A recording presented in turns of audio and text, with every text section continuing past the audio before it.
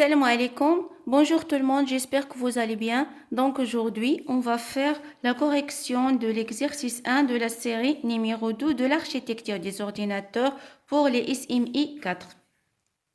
Alors dans cet exercice, on va comparer les ordinateurs selon leur performance, leur vie de batterie, leur poids et leur coût pour choisir enfin quel est l'ordinateur le plus mauvais. D'accord? Donc on va justifier notre choix. Pourquoi? On va commencer par l'ordinateur ordre 1.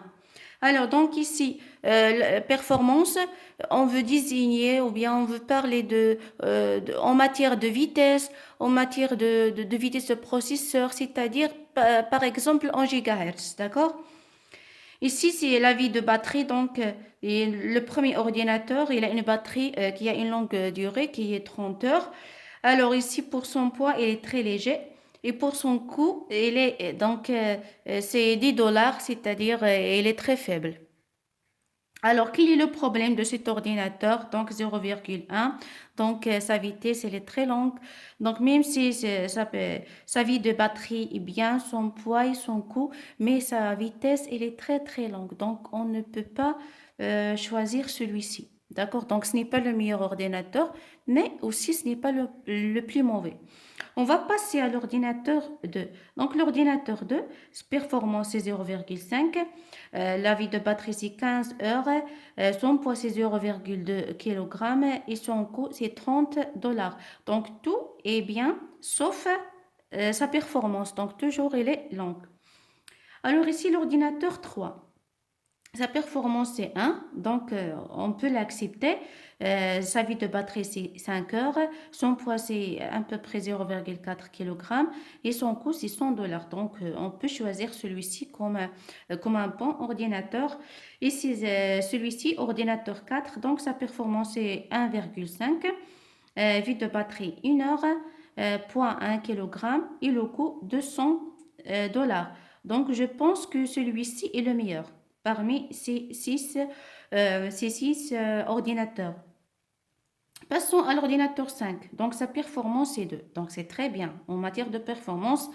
Par contre, la vie de batterie, c'est 15 minutes. Le poids, c'est 3 kg et le coût, c'est 500 dollars. Alors, 500 dollars, c'est trop cher pour une vie de batterie de 15 minutes. D'accord? On va passer à l'ordinateur 6. Donc, il est très performant. C'est par exemple 4 GHz pour la vitesse pour la fréquence du microprocesseur. Par contre, la vie de batterie, c'est juste 2 minutes. Et le poids, c'est 20 kg et le coût, c'est 5000 dollars. Donc ici, on ne va pas choisir celui-ci parce qu'il est très long. Donc, il est donc très lourd, pardon, il est très lourd et il est trop cher si on compare avec la vie de sa batterie. Donc, on peut dire que celui-ci est le plus mauvais. Donc, c'est le premier 1 comme étant le plus mauvais ordinateur. On peut dire aussi que celui-ci, c'est le deuxième dans la liste des plus mauvais ordinateurs. Donc, on peut choisir celui-ci comme étant le troisième dans la liste. Ça, c'est le quatrième dans la liste. Ça, c'est le cinquième. Et ça, c'est le sixième. Donc, ça, c'est le plus mauvais. Et ça, c'est le plus performant. D'accord? Donc ici, qu'est-ce qu'on veut avoir comme idée après avoir fait cet exercice? Si on peut pas dire, on peut pas choisir un ordinateur comme étant un meilleur ordinateur juste en se basant sur un facteur. C'est-à-dire, par exemple, en se basant juste sur sa performance ou bien juste sa vie de batterie ou bien juste son poids ou bien juste son coût.